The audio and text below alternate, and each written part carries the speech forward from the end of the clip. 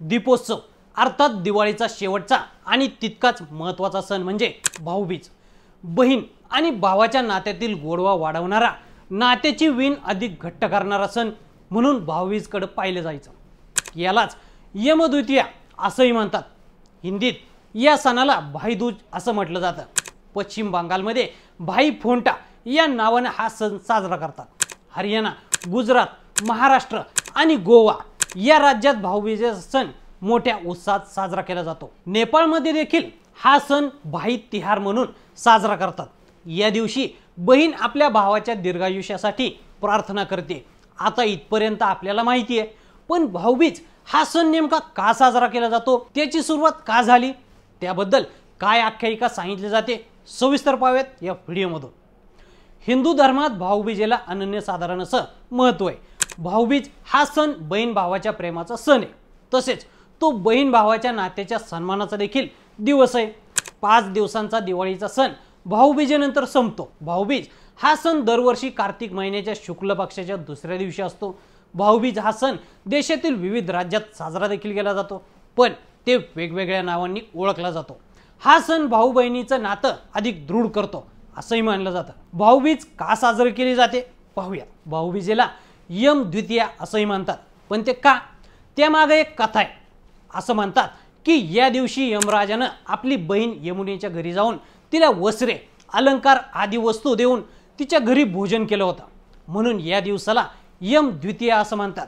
या दिवशी यमुना नदीत स्नान करणं अत्यंत पवित्र मानलं जातं। या दिवशी यम आपली बहीण यमुना हिच्या घरी जेवायला गेला आणि मरण पावला। त्या दिवशी यामीनं खूप अश्रू ढाळले। ती शांत व्हावी म्हणून इंद्रानं रात्र तयार केली। त्यानं सूर्य मावळतीला नेला, त्यामुळं यामीचं दुःख थोडं कमी झालं। मात्र तिनं ब्रह्माकडे साकडं घातलं की मी जे औक्षण केलं त्याचं फळ मला द्यावं, आणि त्या फलस्वरूपात तिनं यमाचे प्राण वाचवले।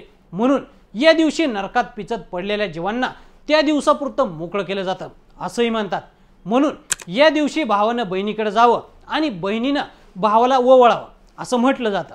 बहीण भावाच्या प्रेमाचा हा अत्यंत मंगल दिवस भाऊबीज म्हणून साजरा केला जातो। एखाद्या स्त्रीला भाऊ नसेल तर तिनं कोणाही परपुरुषाला भाऊ मानून ओवाळावं।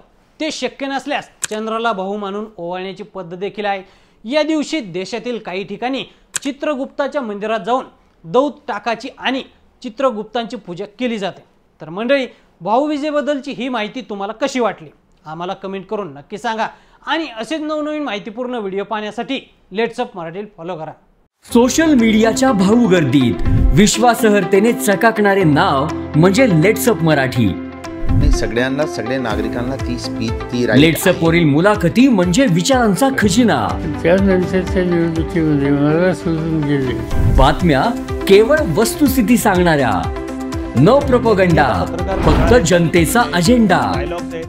क्योंकि आने वाला कल जाने वाला है, जाने वाला कल आने वाला है। राजकारण, मनोरंजन असो की क्रीडा क्षेत्र, महाराष्ट्राची स्पंदने संवेदनशीलतेने टिपणारे माध्यम म्हणजे लेट्स अप मराठी।